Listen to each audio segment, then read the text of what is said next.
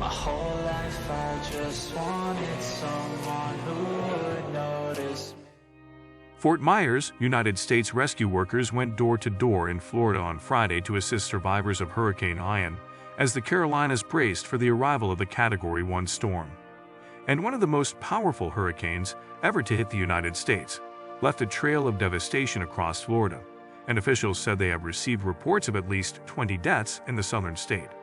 After weakening as it crossed over Florida, the storm regained strength over the Atlantic and was bearing down on the coast of South and North Carolina, packing maximum sustained winds of 85 miles per hour, 140 kilometers per hour, the National Hurricane Center, NHC, said. The NHC warned Carolina residents that Ian could bring life-threatening storm surge of up to 7 feet, 2 meters, and damaging winds.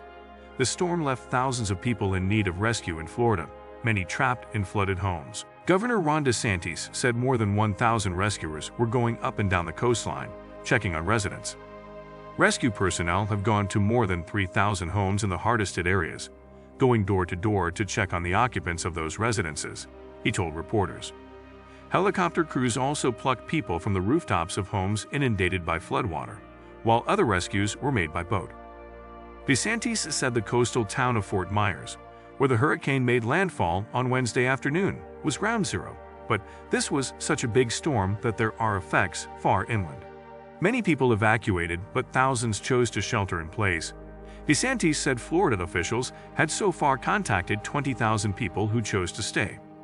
DeSantis said that it was too early to give a death toll and that concrete information about casualty numbers could be expected over several days. State officials said there had been 1 confirmed death from the hurricane, and at least 20 others had been reported but have not yet been confirmed as being due to the storm.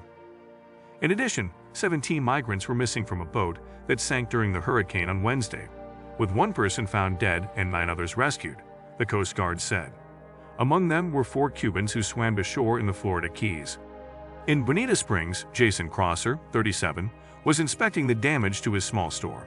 The water went over the whole building. It was all submerged, Crosser said. It's all salt water and water damage. After making landfall in South Carolina, Ian is expected to weaken fast and dissipate by Saturday night. Fort Myers, where Ian came ashore as a monster Category 4 storm, took much of the brunt as streets became rivers and seawater poured into houses. Dozens of boats moored in the marina were sunk while others were tossed onto downtown streets. DeSantis described the destruction as a 500-year flood event. He said about 1.9 million Florida residents remained without power on Friday. 2 barrier islands near Fort Myers, Pine Island and Sanibel Island, popular with vacationers, were essentially cut off when the storm damaged causeways to the mainland. Before pummeling Florida, Ian plunged all of Cuba into darkness after downing the island's power network.